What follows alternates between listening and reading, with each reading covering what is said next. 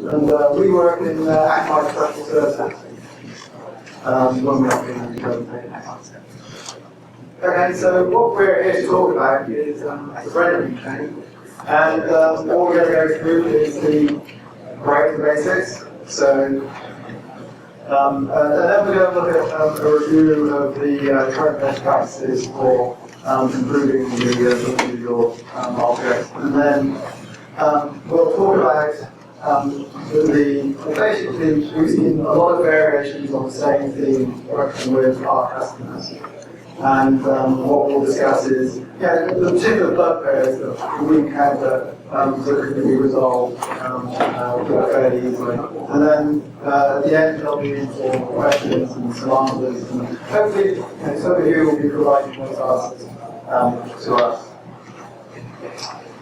Okay, so the rendering chain.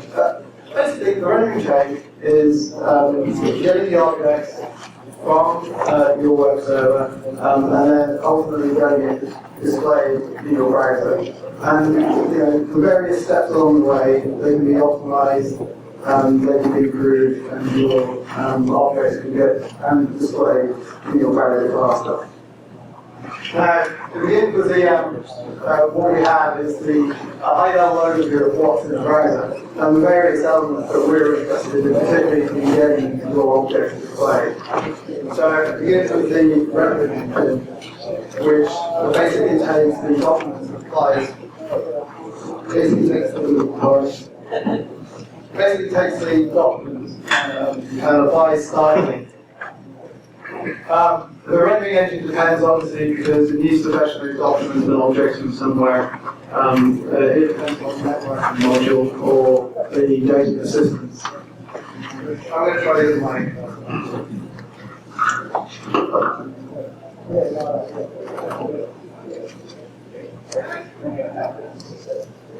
Hello? Voice assistant? Yes. Okay. Right, so we take the networking module. And for any kind of any object which isn't available, we go out and the networking module basically manages your HTTP connection, TCP connection, HTTP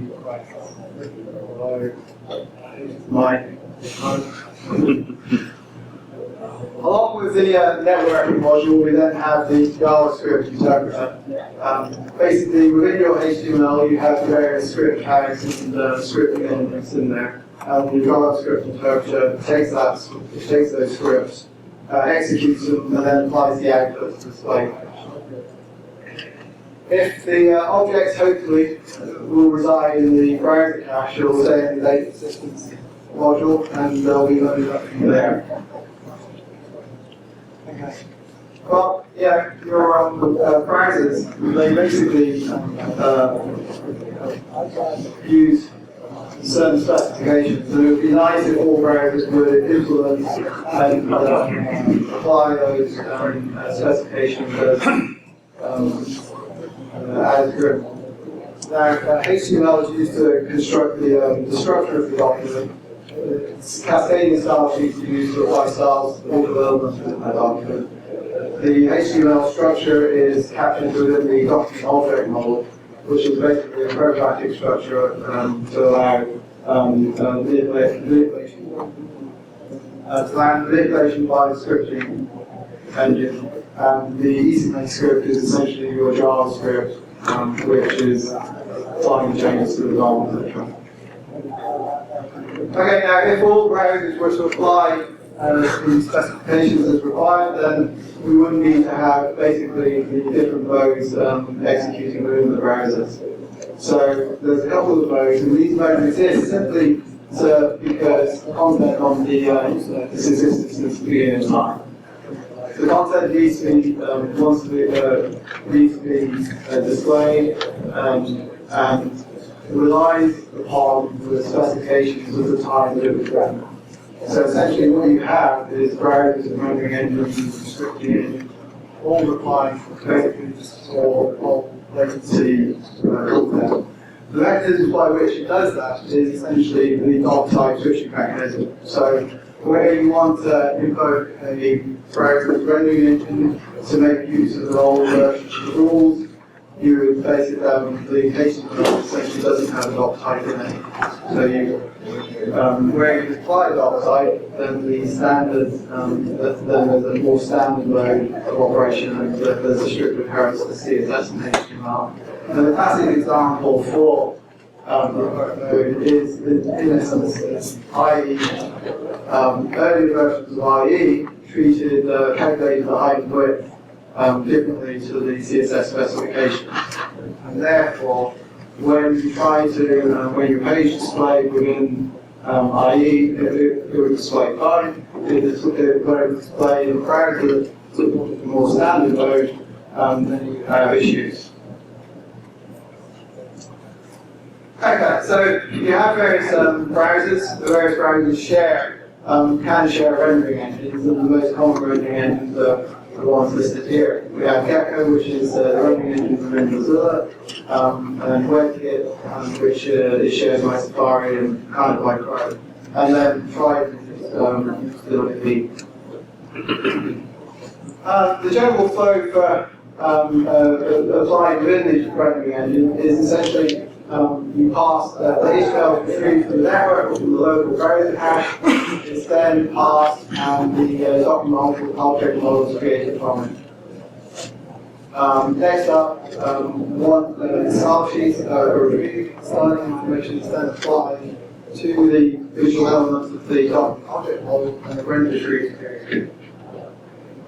Once the render tree contains the logical visual elements, and then what happens is that there's a process that then assigns the actual coordinates, which are delivered, the actual coordinates of the visual elements within the actual viewport of the browser.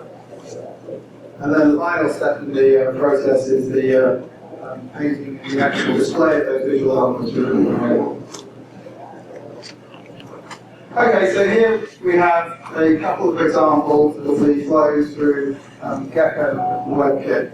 As you can see, the rendering engines, as previously described, follow through the 4 steps. The actual specific concrete implementations are going to be different, and this is where we see some of the differences that creep in.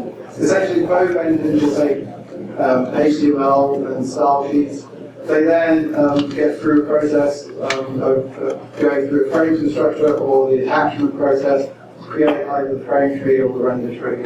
And then the actual coordinates of the elements within the viewport are calculated using the reflow and the layout processing, followed by the painting and display. And obviously the implementations they generally follow the 4 steps laid out previously. Okay, so where does it start? It starts with the HTML, which obviously has to be retrieved. HTML, the HTML5 parsing specification is where this flow comes from. Now in HTML5, it's moved away from an HTML-based language, so it's actually no longer HTML-based. And within HTML5,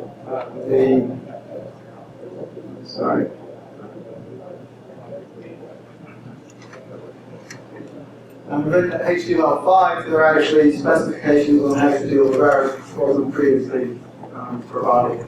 So hopefully now, if you write for HTML, and of course hopefully you write great HTML with no double bodies or anything, there are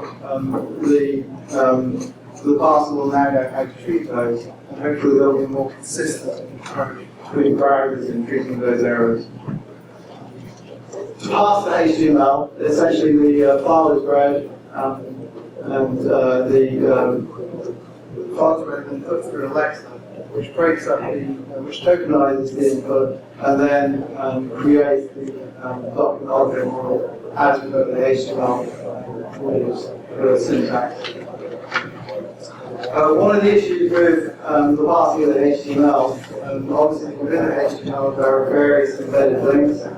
Some of those are CSSs, some of those are images. And within the HTML itself, you can basically have the script tags or included external scripts. Generally, within the rendering engines, there's a single thread that executes the creation of the DOM. And while executing the creation of the DOM, if it encounters a script it will pause in the parsing of it will pause in the curriculum on the executing the script. And that's exacerbated even further if you happen to have CSS files which are further up in the HTML document, which are currently being downloaded. So rather than the script document object model which needs to be created, the script may well pause until all CSSs have been downloaded and the script executes. And the reason for this is because the script itself could affect the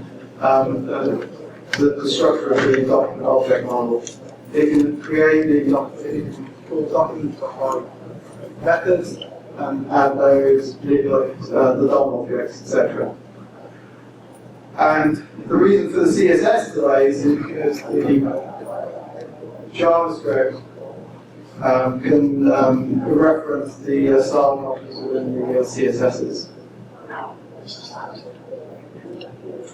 Okay, to get around this, there are a couple of things you can do with the script.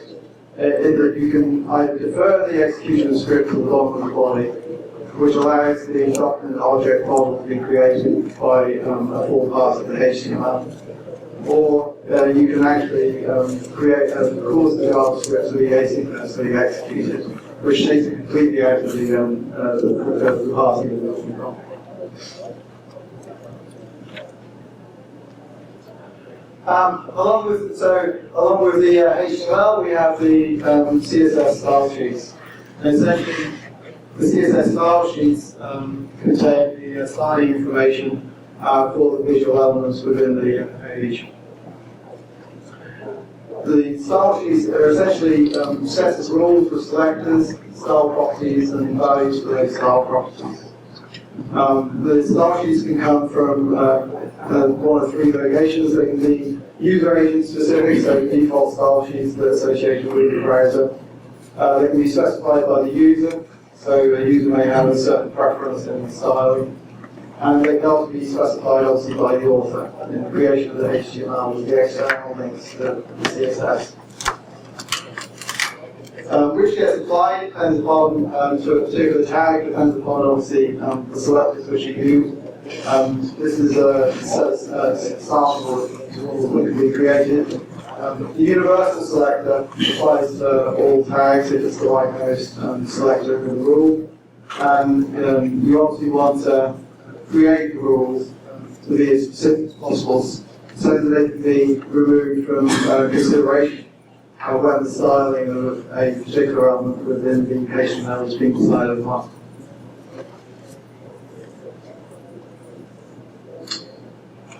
Alright, so when the rendering engine is passing through the HTML and sees the various links, CSS files can be downloaded in parallel, and they are. If the script element again is encountered, then the creation of the DOM is paused while the script is being executed.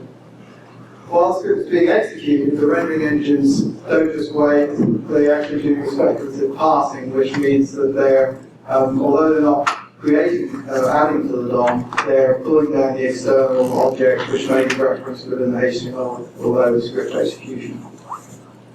And the location of the style sheets obviously, and the JavaScript, is obviously designed to introduce bigger delays in the script. JavaScript will pause. The script engine will pause while waiting for CSS to be downloaded. Right, next is the actual rendering. So the creation of the render tree is basically the translation of the document object model into a structure that contains the visual elements. Now, the mapping between the DOM and the render tree isn't a one-to-one because some of the HTML elements don't have visual aspects, such as the head. And then some of the actual DOM objects may have attributes that set the display to none, in which case they won't appear in the render tree. Each node in the render tree is essentially, or each element in the render tree is defined by the CSS specification and represented by a rectangle.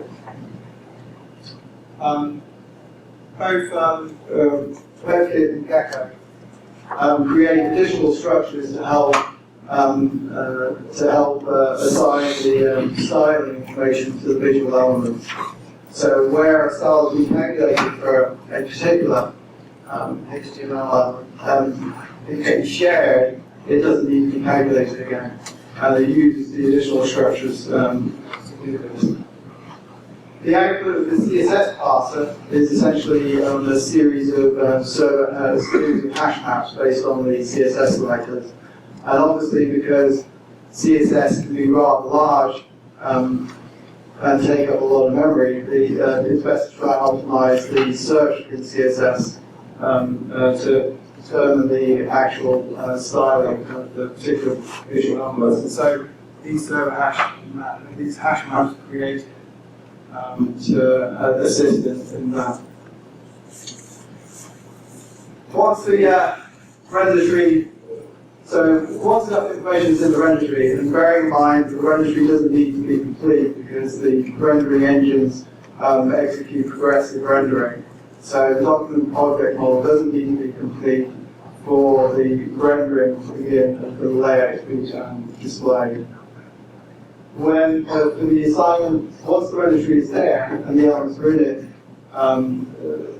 what happens then is there's the reflowable layout process, which takes the information in the render tree and calculates the actual coordinates for those elements to be displayed in the view form. If the document object model is modified, then the render tree needs to be calculated. This can happen on a local level or on an incremental level based on the nodes within the render tree.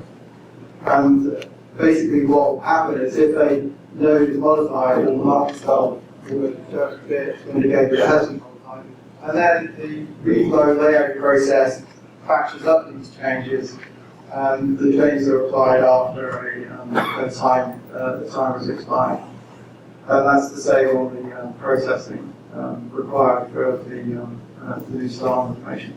Now, your JavaScript, the JavaScript can actually force a reflow or layout, which isn't necessarily a good thing, because if it accesses property styling information, there's an implied contract that it will receive the latest version of the latest values, and therefore the batch reflow layout will be applied.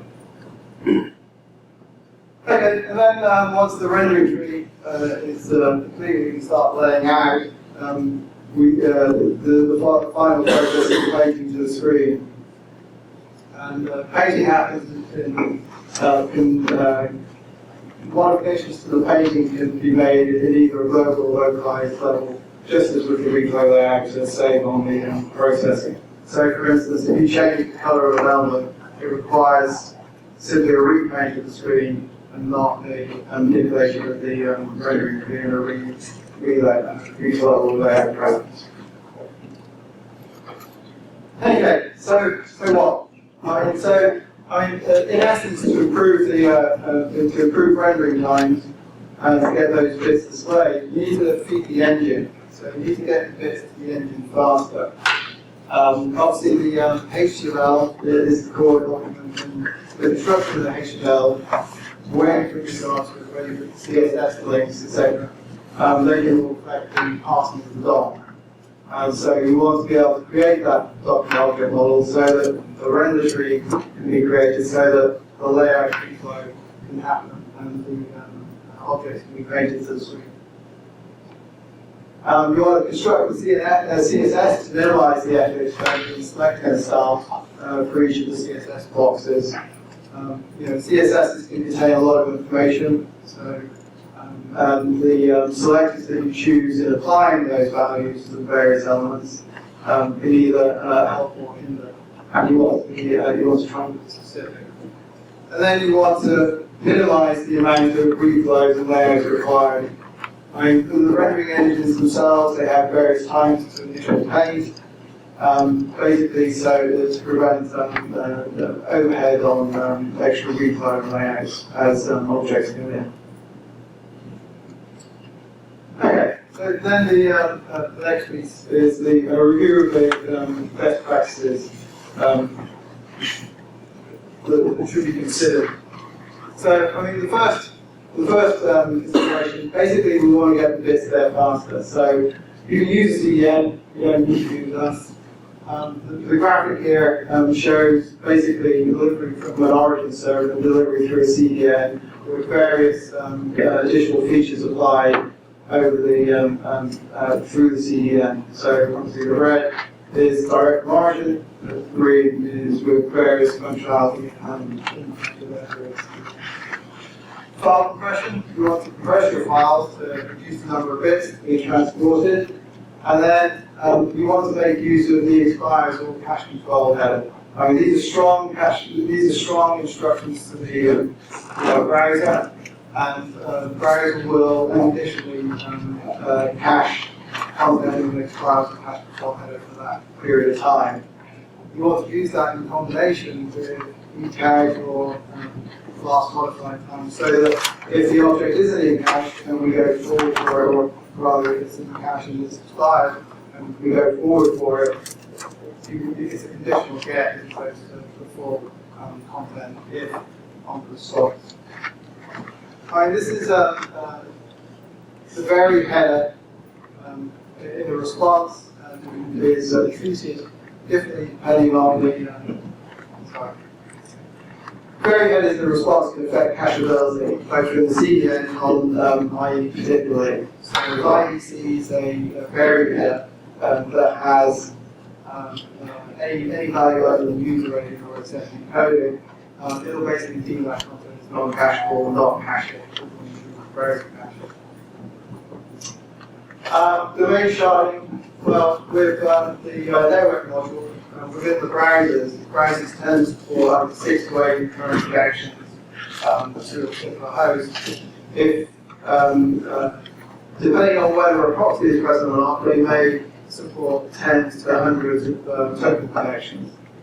Now, on the average page, you have over 100 embedded objects which need to be fetched, and therefore you can quickly cause congestion within the networking component of the browser in fetching those objects from a single server or host name or domain. And then if you are going to split out your use domain sharding to split out content to maximize use of the networking connections, then you should consider making some of those domains cookieless. So when you make a request, obviously the cookies are going to go to they're meant to go to. But if you're just serving an image and it's not necessary for that cookie to be in that request, then don't include it.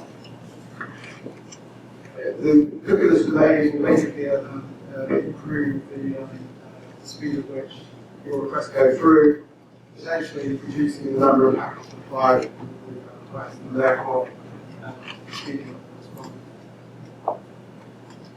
the response. All this is fairly, all this is important in delivering the bits. Yahoo did an analysis on the delivery of their homepage, and they determined that 40 to 60% of users encountered an empty cache in their browser. And obviously Yahoo themselves have optimized their page for a cache filter in the browser. So that's 40 to 60% of users are forced to go to the network, and on 20% of all page views, they also experience an empty cache. So there's a fair number of requests that will be forced to the network in any situation, regardless of whether you have optimized the cacheability. So just getting across the network is important. And then as we work in Akamai professional services, we get to turn a few more extra knobs and a few more extra levers. So what we normally do for quicker delivery is we encourage use of short active performance for the non-cacheable content. Excuse me. For the non-cacheable content, so delivery from the HTML page. So in certain circumstances, though they are actually pretty rare, we do need to, HTML is uncacheable, and we do need to deliver it from the origin, and therefore this mechanism allows us to get that there faster. to get the rendering to be in faster. We have other options. We can set TCP optimizations to maximize throughput. We can apply last mile acceleration, which essentially gzip at the edge. And then we have more advanced features like embedded object prefetching, which allows us to pass the HTML, and as we serve it from the Akamai edge, we retrieve the embedded objects, so that when the browser comes back to those objects, they're already in cache. Okay, so then what can you do if you're not going to be using this EDN and you want to also optimize your HTML? Well, the first thing to do is to look at the JavaScript, which we all know blocks the creation of the document object model. So at a minimum, if you can, you move it to the bottom of the body to allow the document object model to be created when the HTML is parsed. If you can, you can move it from out of the body and make it an asynchronous JavaScript execution. CSS is as I previously mentioned, if a CSS is being requested, then basically progressive rendering will pause until all CSSs that are being requested become available. And that's also exacerbated if JavaScript is also being executed, because the JavaScript will pause while CSS files are being downloaded. You want to use inside your edge, you want to make use of the link and not the import, because imports can cause basically the CSS to act like the JavaScript will be called at the bottom of the body. And also, I previously mentioned that CSS can be downloaded concurrently or in parallel. When you mix up CSS links and imports, it can actually prevent the concurrent download of multiple CSS files. Within your HTML, if you specify tables, you want to specify the height and width of those tables and cells, because if you don't specify the height and width clearly, what will happen is that the actual layout can't happen, because it requires the HTML parser to pass the end tag to the table to determine what those widths will be. And for images, you obviously want to specify the height and width, so that when the layout happens, if the image isn't there, then all that will be required is a remake, but not a reflow of the actual render tree. If you have small images, less than 4K, one of the options is to actually insert them into the HTML or CSS itself. So you can save yourself a request, the additional request back to the origin for those small images in JavaScript. Of course, you can't just apply all of these. I mean, all the various best practices need to be applied where and when they work best. So, especially for the small images, if you include those in your HTML or CSS, you're affecting the cacheability, potentially the cacheability of the CSS. You can lazy load images below the file, and you can also make use of progressive JPEGs. So by default, JPEGs are created, and to be able to display them, the entire file needs to be downloaded. You can actually create JPEGs so that they're progressively, they can be progressively displayed, and the tags on that isn't actually great. The progressive JPEGs are comparable in size with normal JPEGs. Okay, so for the CSS, well, it's a matter of sending down less bits. You minify it, you get rid of the white space, etc. You can consolidate it, so as the quote says, the average per page is 100 objects per page. So consolidate it, reduce the number of objects that need to be requested, and then obviously be more specific in the application of the selectors, help out the render tree when it's help out in the creation of the render tree when the CSS style is trying to be applied to the visual elements. Right, so for JavaScript, again, minify it. It's been shown that by using the definition. You can reduce the size by 21%, which is a good saving. Consolidate it, again, prevent those additional requests to the network that are not necessary. And avoid coding that causes the reflow or layout. If JavaScript needs to be blocking, then at least make sure that it's sufficiently coded. And then, obviously, all those take discipline, and they need to be part of the development cycle. And sometimes it's very difficult to do that. So you always have the option of making use of a front-end optimization service that will implement those best practices for you. Okay, and then now Matt's going to tell you about the lessons that we've learned working with our customers and the particular effect. Thank you, Jeff.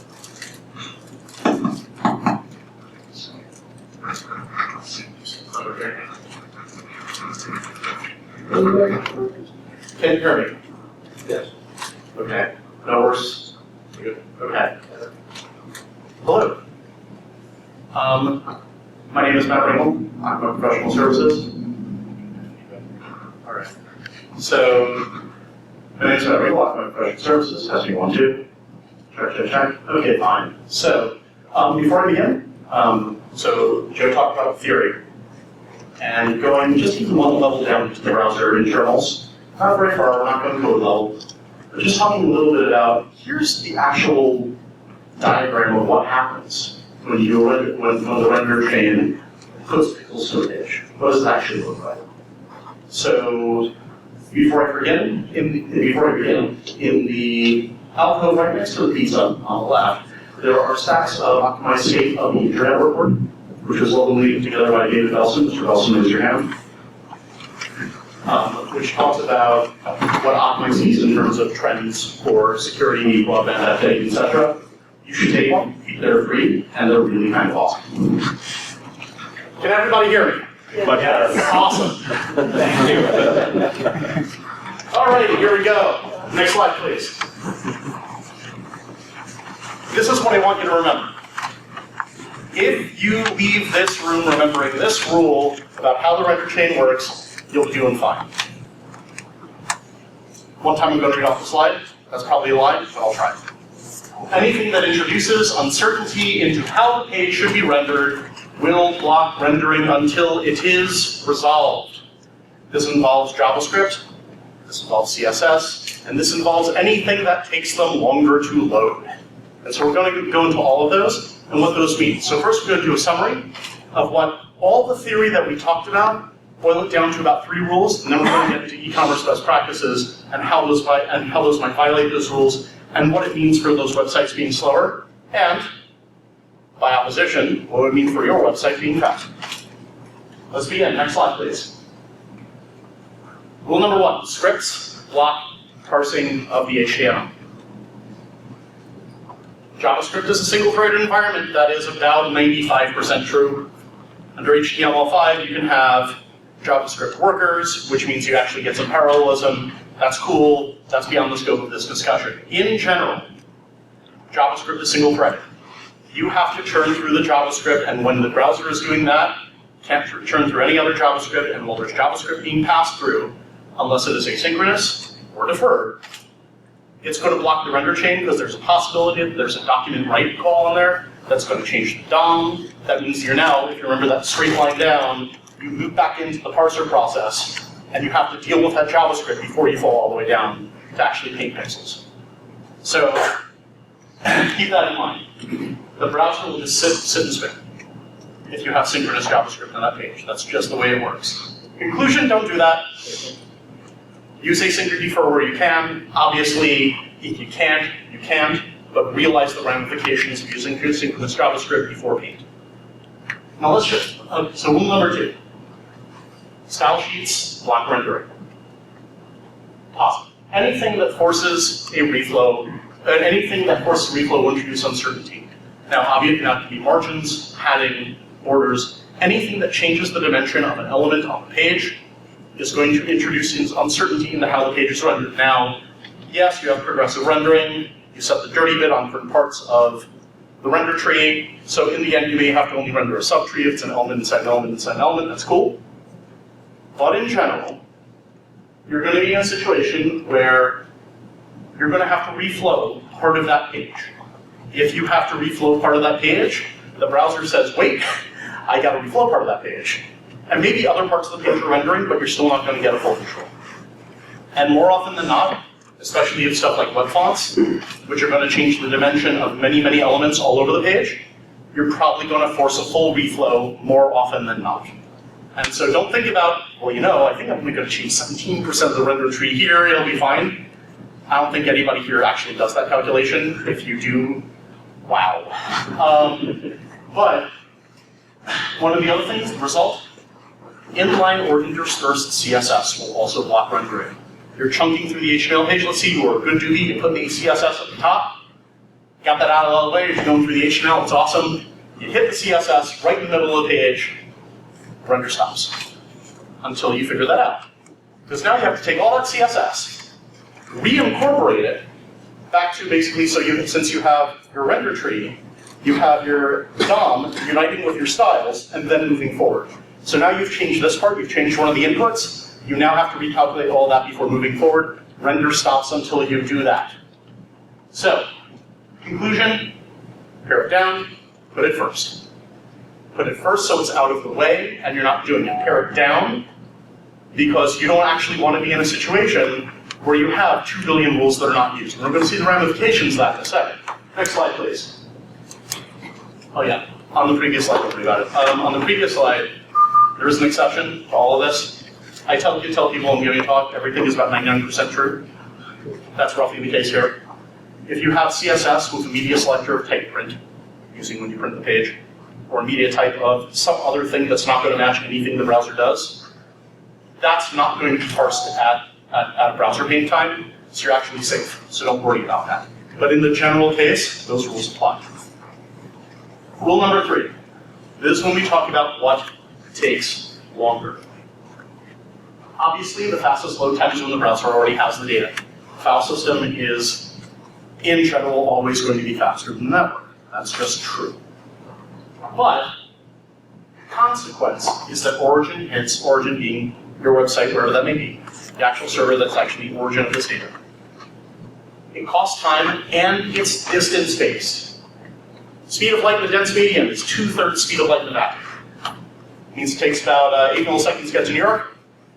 It takes about 50 milliseconds to get to California, round trip.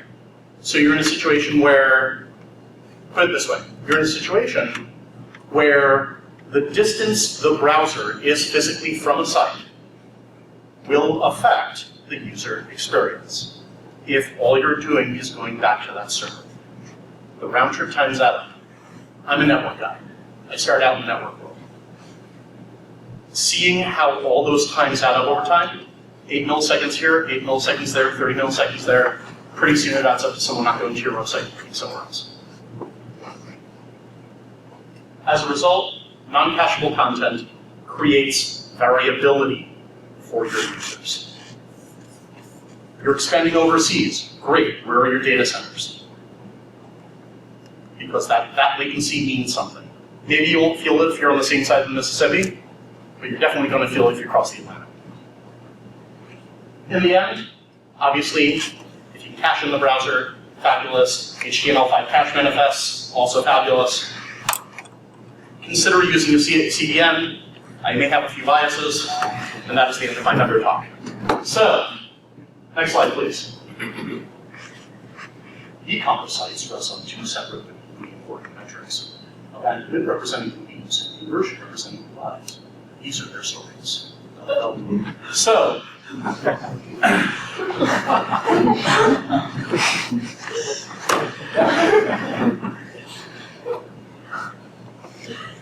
what do I do for a living?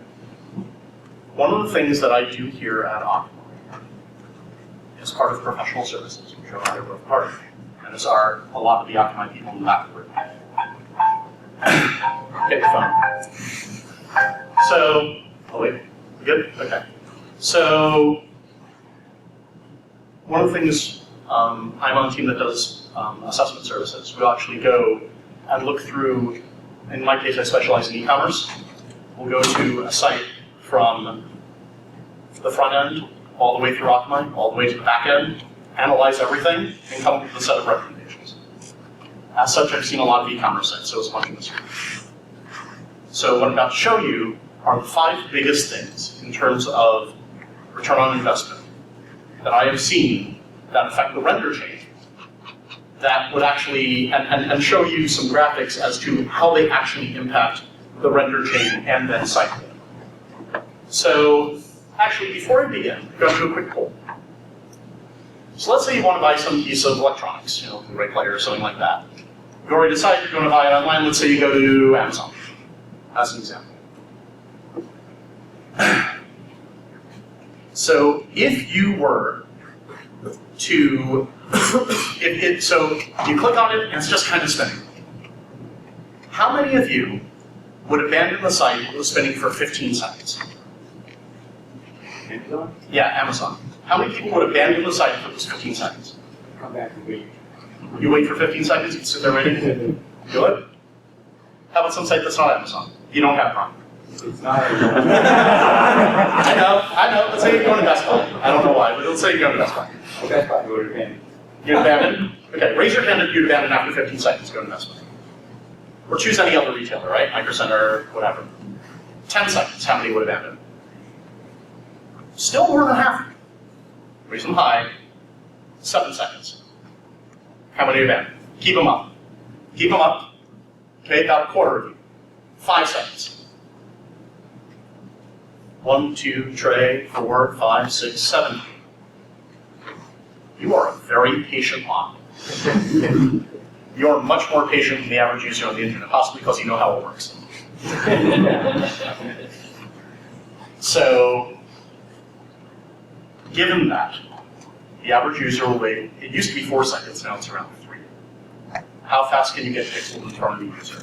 That is the end. They don't even have to be all the pixels. You have to get some of them in front of the user. What does that look like?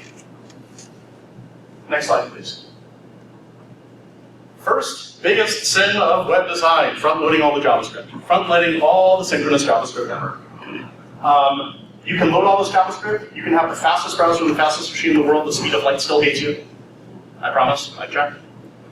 And you're going to be in the problem, you're going to be in a situation where you're downloading all this JavaScript and the browser has absolutely nothing to do. Maybe there's something that you could load that was in the HTML, but odds are you're not loading something Times New Roman saying under construction with the guy with the hammer and stuff. So, you got a lot of blank page time. Obviously, CSS at top, JavaScript at the bottom. CSS to get it out of the way, JavaScript at the bottom so it's not blocking the load. Obviously, there are going to be times when you need it. You use jQuery, you need those frameworks in place beforehand. That's life. But remember what that means. So let me show you what it means. Next slide, please. This is redacted for your convenience. 91 requests before render. I'm not going to show you the other 130 that were on that page. Okay, 221 requests before render for this particular page. This major retail. You probably shopped within the past couple months. 35 out of the first 91 calls are JavaScript. They're all near the top. 31 are in here for render. A lot of graphics in that site. The first pixel is at 2.7 seconds.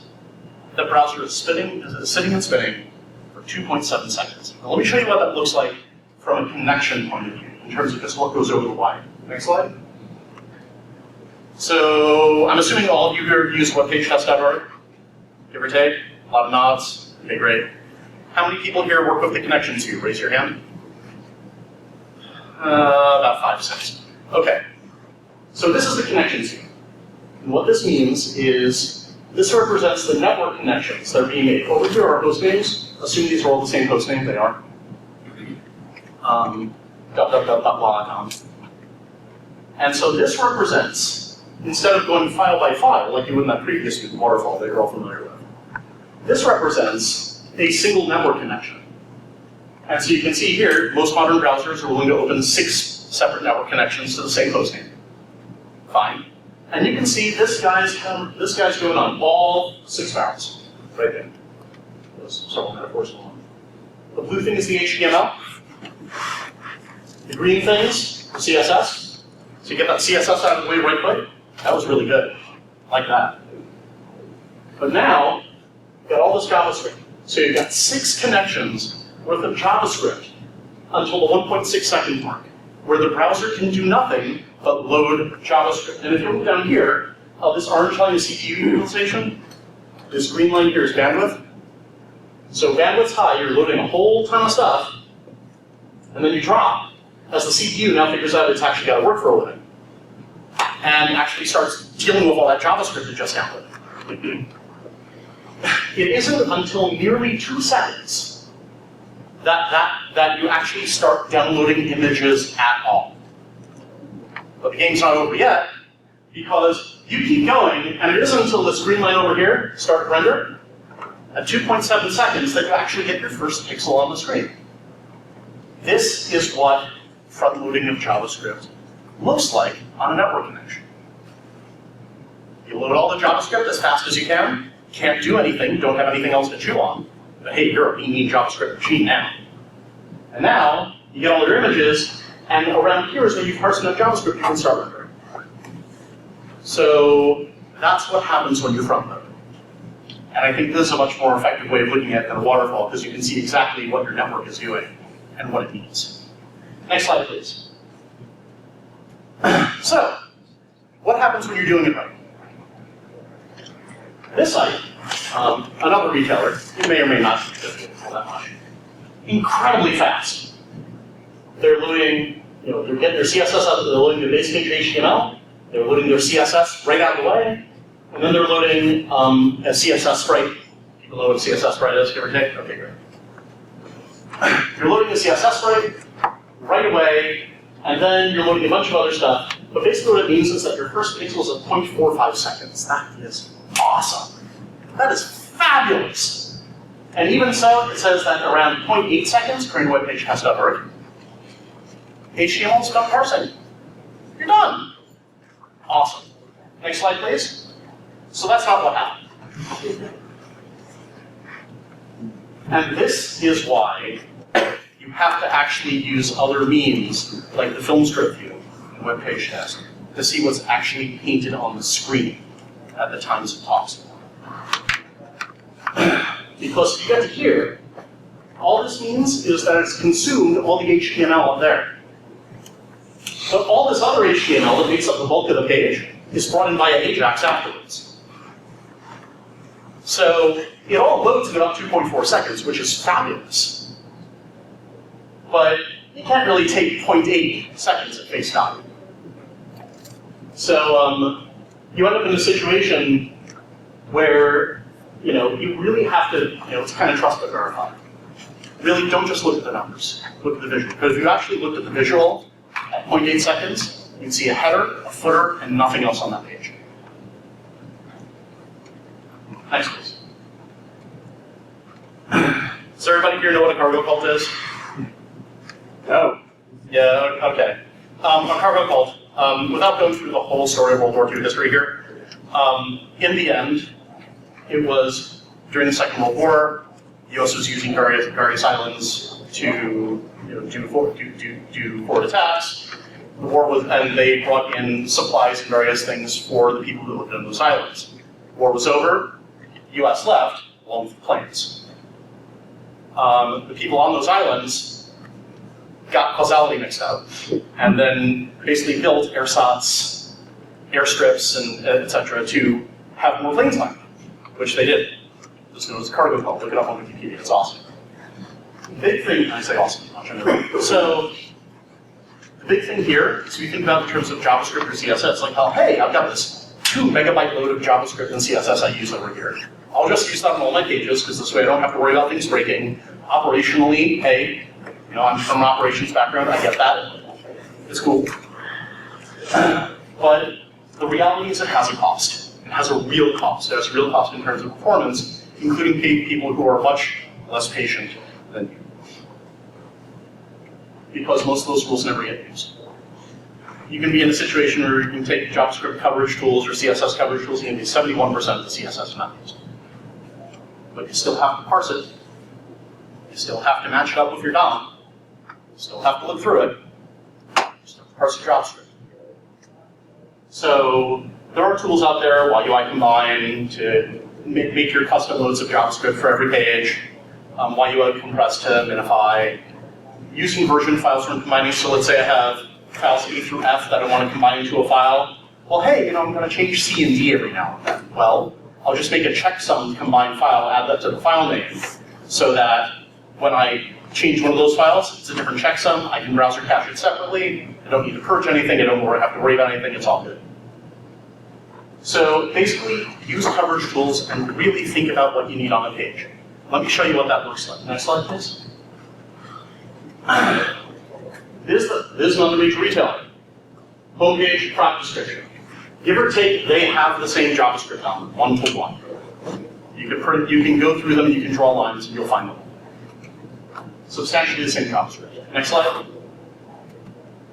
So here's the repeat view. Webpage Test does a first view and a repeat view. So here's the attack. Load time, down by half, 2 seconds. Great. Requests are down 89%. Everything's in cache. You're caching in the browser, fabulous.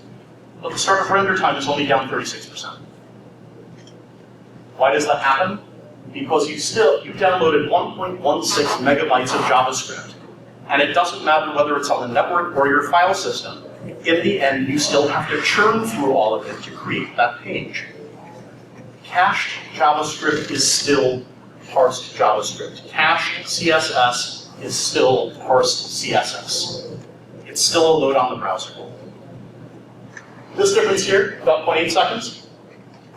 That 0.8 seconds between the start render on the first view, 2.1, the repeat view, the 1.37, that represents effectively network time, as well as some file system overhead, when you get right down to it.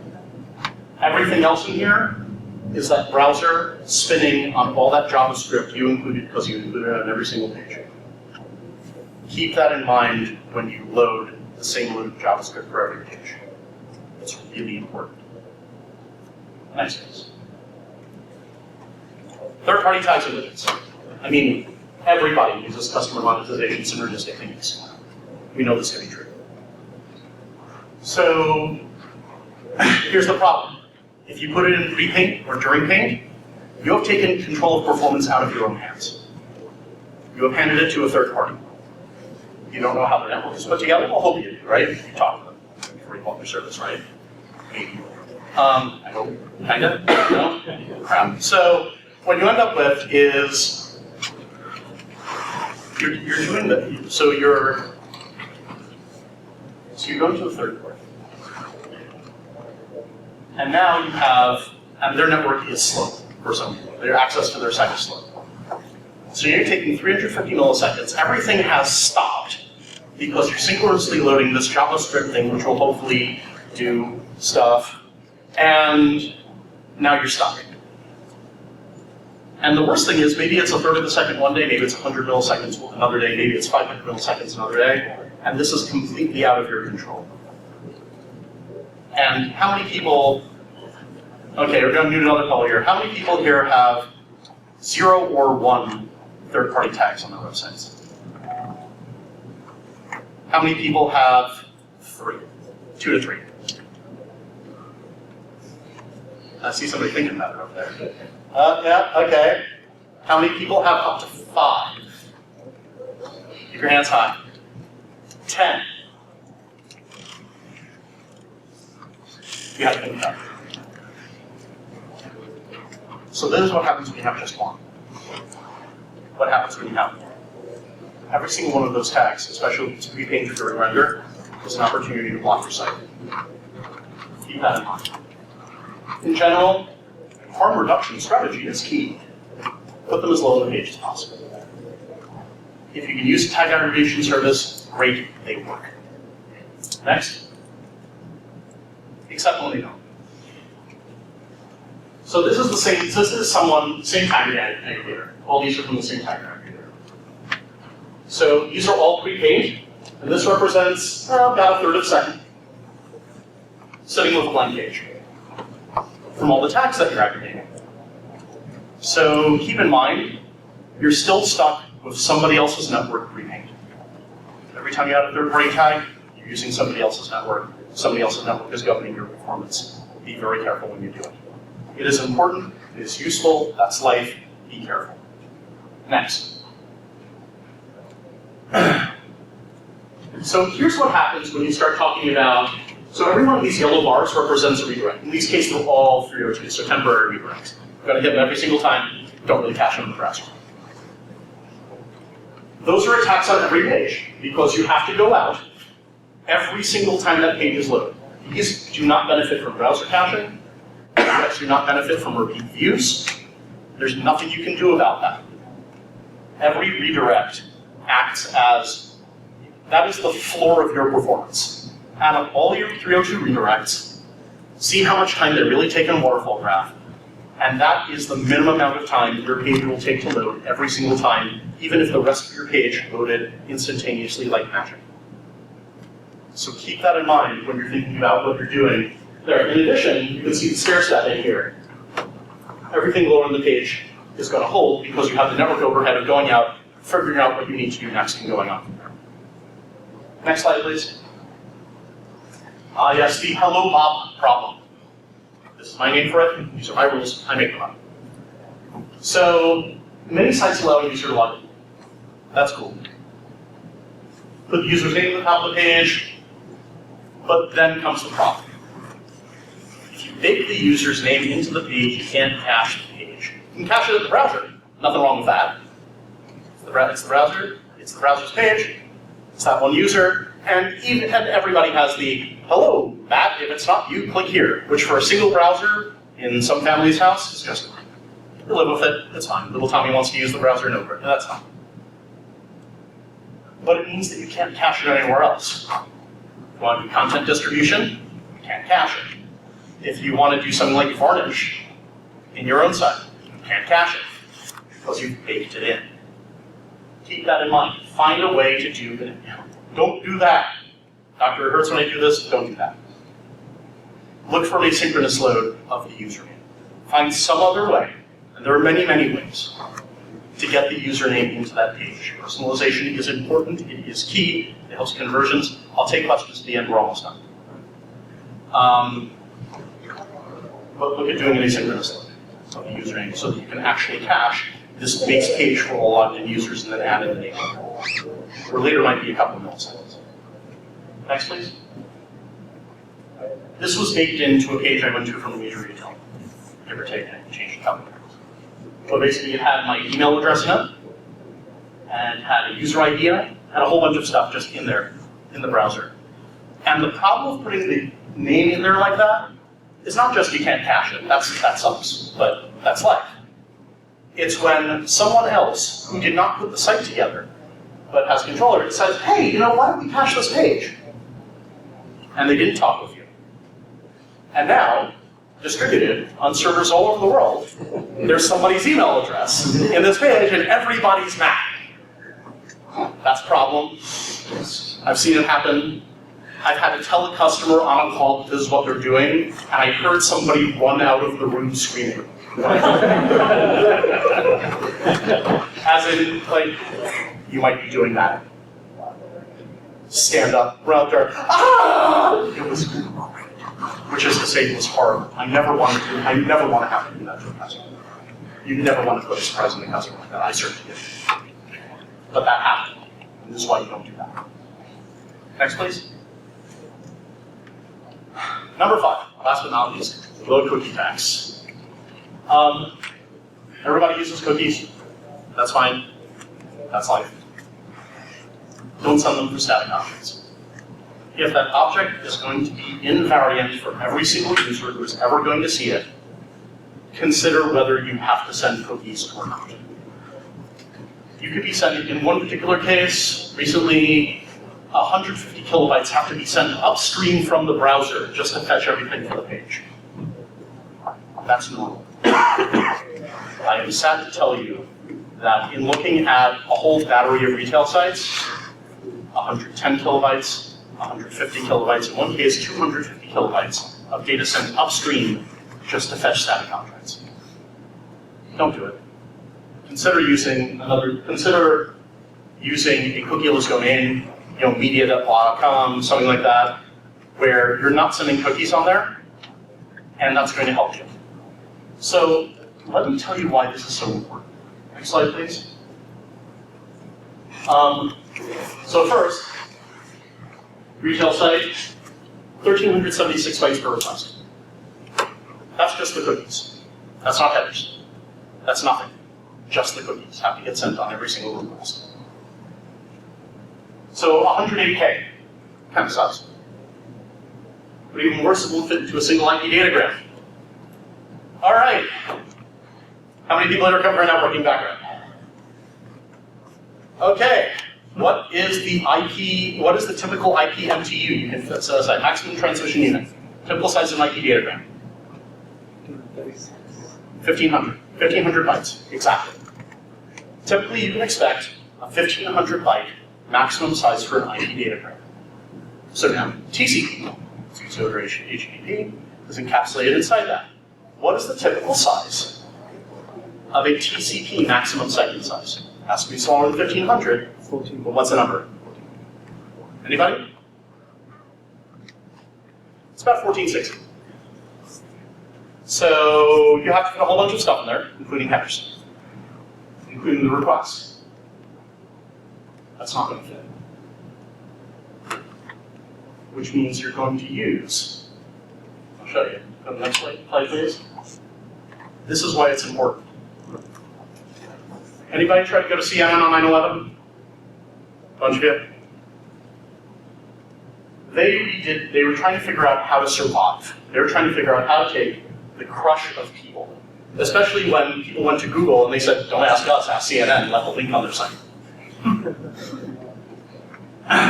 So, their director of NetEdge went to the web guys and said, here's the deal. Fit the HTML of the site to 1,400 bytes or less. Actually, I think 1,350. Fit it into 1,350 bytes. And that's exactly what they did. These graphics are independent. You don't need to get the news. And so they did. And so every single web page fit in a single pack. And that's how they stayed alive. That's how they stayed up. That's how they got news to everybody. Now, buying a Blu-ray player, not as important as that. But yet, if they can fit a request and if they can fit a response in a single IP datagram, you can take this as a fact, you can take this as a challenge, and leave it to you. Surely, you can fit a request inside the single IP datagram. And that's going to help you too, especially over mobile. So, that's all we've got. Thank you very, very much.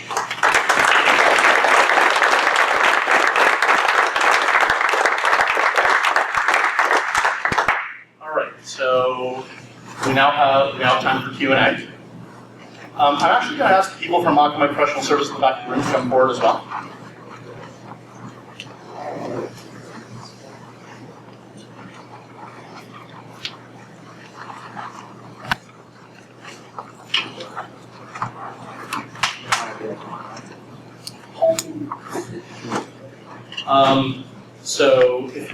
So this is Manny Alvarez. He's the one who's been coordinating meetups here and in New York and Santa Clara. He's an amazing guy.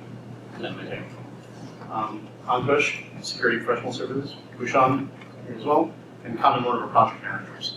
All people who are part of this. So this way we get questions. That's how we're going. So, questions. You first. So going back to the Stand up and speak up. Going back to the Hello Bob example, Yes. is that something you can solve using Xsite includes? Xsite includes? Yeah. There's no reason you couldn't, because you're caching the fragment separately. So the fragment that contains Hello Bob could be separate and then assembled at assembled level, effectively doing late binding, for lack of a better term. So that's certainly one way you could do it. Okay. Any other questions? Yes, sir. Just putting, having a subdomain that only contains, what's a cookieless domain? That only contains images and static JavaScript, does that make it a cookieless? Well, no. A cookieless domain is one that you don't send any cookies for. A cookieless domain is a hosting. Domain is kind of weird, it really gets used a lot. A cookieless hosting is a hostname for which you set no cookies on response, so that the browser stores no cookies for this domain. Therefore, when the browser makes a request, it doesn't have to send cookies along, which means the request is going to be smaller, and you get to that kind of gold standard of fitting a request inside a single packet, which is going to help you in general. And there's no browser send the domain cookies to that. It was. I'm sorry? Didn't the browser send domain cookies to that domain if it was within the same domain? That's correct, and that's why typically when we talk to customers about it, that you're going to have to re-rig some of your cookies to be more specific than just start at domain.com. Some cause cookies to go across multiple sites. So some customer, what they do is actually have, let's say Akamai, for example. So you have feature-akamai.com or something that is not akamai.com. So you can still have your top-level domain cookie that goes across different sides of your universe. But it doesn't really cookies to go from 1.akamai.com, 2.akamai.com, then I have this other domain that is media.akamai.com. They still send the cookies to that domain. Well, if the cookie is for .akamai.com, if the cookie is for .akamai.com, then clearly the browser is going to send cookies for that domain. Typically, what we tell them, and that we kind of do that on a regular basis. Yep. And typically, what we tell customers is say, you're going to have to re-rig the way you do cookies to be more specific, so that, or what we have seen in some cases. Amazon. You're not going to tell people, oh, you need to go to. Of course. Well, you might tell the browser; they're never going to notice, right? But the other thing, the browser doesn't care. But the other thing you might actually say is, for example, there are some sites that have a separate domain called img.com, where blockor and blockorimg.com is a completely separate domain for their static images, so that you don't have that problem. Then you have the DNS. Then you have an extra DNS lookup. But a single extra DNS lookup is going to be far outweighed by not transmitting all those cookies all the time. Your DNS server down. If the sun explodes, we have much bigger problems. Remember, we live underneath a gigantic single point of failure. If the sun explodes, we're done. Any other questions? Yes, actually, someone else first. You sir. Okay, so there was one little mention of SSL over here in the slide that I saw. Yep. Are there any global effects from SSL that we need to know about? Can you be a little bit more specific? I'm not quite sure what you're asking. Well, all right. When you are using the analytical tools of the TCP, are we going to see that in the CPU utilization curve? So in the case of, in all honesty, I would say that at the browser side, I wouldn't worry too much about SSL overhead. We are at the point where actually shuffling bytes over SSL browser side is not that big a deal. As the list of concerns I have, there's so many above that when I think of website performance that I don't worry about it too much. Or that's down in the chat. Yeah, it's really down. That didn't used to be true, but now it is. 1, 2, 3. You first. So I just want just a slight clarification on that whole cookie thing. Yes. So we use cookies for authentication. So is the best practice then to have everything that's static, like CSS, images, JavaScript, off of a separate subdomain that the cookie doesn't target this? That's correct. That's correct. The idea is that if it's going to be the same object for every single user, why do you care about who they are? Right. In order to serve them. You might have other reasons, but in general, that's true. You start. One of the problems we've seen is actually if you take the entire site SSL, Yeah. there's a much more limited market for CDN services served via SSL. It's a big problem. And even with your folks directly, it's actually hard to do the implementation It can of CDN. It can. I mean, obviously, as soon as you enroll certificates, the procedures in place. Every CDN is going to handle it differently. Some are better at process than others. Yeah. I may have some biases. But you know, there you go. So, in any event, you sir, Yeah, so stand up, speak up, please. as you're going through this presentation, there's been a lot of direct page hits there. What's your take on when you get into the single page web apps where we kind of just eat everything up front, we're just pulling data then?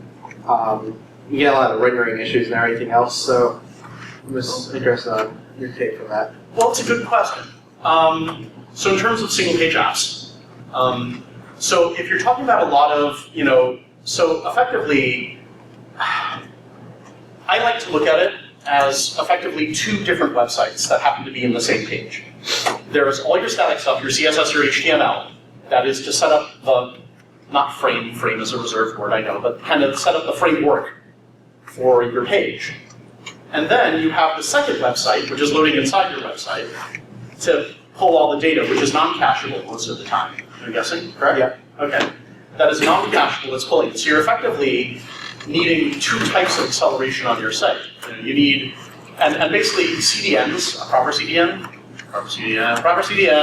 will, you know, be able to basically deal with non-cacheable content too. And so if you think of it that way, you're still going to want to follow all the policies that you do for static content, where it's the, you know, okay, load your CSS up front, blah, blah, blah, because you still want those pixels in front of the user as fast as you can. And then think about other ways you can get that data down, get those bits to the user as fast as you can, because now you're effectively your own rendering engine for the rest of your app, because you've got to decide how you're going to present that data. So if you think of them as effectively two separate approaches, you end up doing okay. You, sir, have another question. Two things. One, back to the SSL thing. Sure. The biggest problem right now is you have to disable compression. Disable? Compression. Ah, yes, breach. Yes. Raise your hand if you know about breach. Okay, about half of you. I'm not going to go through the full thing. Basically, how many people here know what an Oracle attack is? Okay. An Oracle attack, it is a class of attack. It's not actually a proper name. An Oracle attack on security. I'm going to go with this very briefly because we're way out of scope right now. But it's a good class when you have defense. An Oracle attack is where, due to a misimplementation, you can effectively feed selected data. It's a chosen plaintext attack, chosen ciphertext attack. Basically, you can feed data at this secure thing, and by figuring out how it behaves, you can kind of start to magic out what secrets are. And the route in this case was through compression and figuring out how things are compressed. So right now under SSL, you're going to, so you can disable compression. You can also go from a stream cipher to a block cipher. Akamai actually did a really good detailed. I will show for Akamai here because I think this is great. Akamai actually did a really good detailed blog post on ways to mitigate breach. It's on blogs.akamai.com. I'm not going to talk anymore about this because I'm going to be a little bit out of my depth. Please check it out. Please read it. There's real relevant information and ways that you can deal with breach and minimize your risk that do not necessarily involve disabling all compression. So take a look at it when you get a chance. The other piece about SSL is there's a lot of research and you see some sites moving to SSL only. Think about Google. Everything on Google is over SSL, but they're using Speedy. So they're looking ways to keep using SSL, everything over HTTPS, but there's new technologies and new research on how to make it faster or how to make it better. That sufficiently answer your question. All right. Yeah, better. Now Okay. I have a second question about the TCP packet thing you mentioned. Yes, TCP MSS. To try and fit your response in a single packet. Yes. Would you say we could also, rather than a single packet, as long as it fits in a single window, is that okay? So the tricky part is windows change on every exchange. Your TCP congestion window is going to open and close based on congestion. So it's really hard to gauge what a window is going to be, and that's going to vary from stack to stack. So a good stable metric that you can keep in your head is keep it inside a single TCP MSS 1460, and you're going to be in better shape. Any other questions?